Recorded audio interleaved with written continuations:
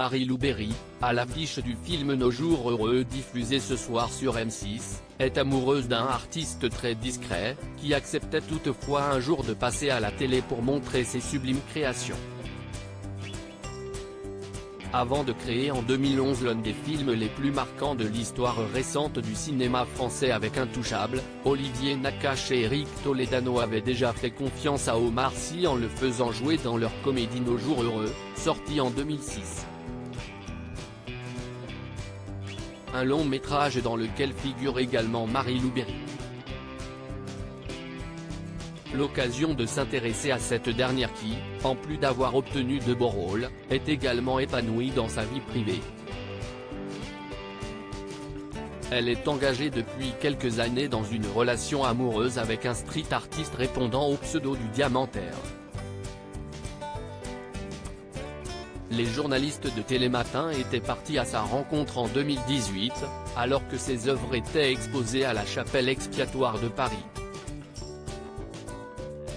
Il l'avait également filmé depuis son atelier dans le 20e arrondissement, où naissent toutes ses créations. Pour rappel, tout a commencé pour ce sculpteur lorsqu'il est tombé amoureux d'un tag graffiti dans un magazine alors qu'il était adolescent. Il a donc décidé de se lancer dans l'art et d'étudier le travail du métal. Depuis 2011, il développe un projet de street art sur le thème des diamants, collectionne des miroirs abandonnés et les réinvente en tant qu'œuvre d'art publique sur les murs, indique le site Singular. Ces sculptures, exposées dans le monde entier, sont de superbes univers kaléidoscopiques qui jouent de la lumière et des dimensions à l'aide d'acier et de miroirs. Est donc avec cet artiste très talentueux que la fille de Josiane Balasco partage sa vie. Il a débuté en collant dans les rues des diamants peints incrustés de miroirs. Il réalise à présent de superbes pièces toujours autour du diamant. On peut le suivre sur son Instagram. Et je ne dis pas ça parce que s'y estime mon amoureux, expliquait-elle le concernant dans Biba en octobre 2018.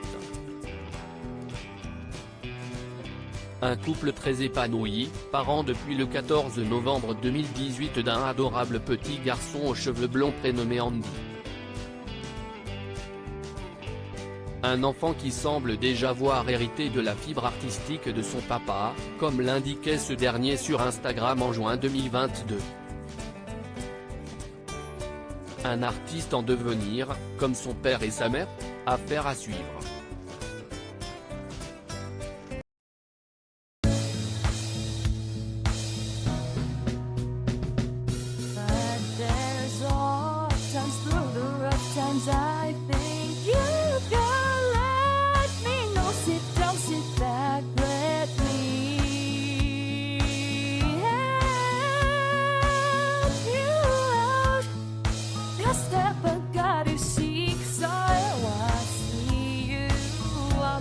On your own, but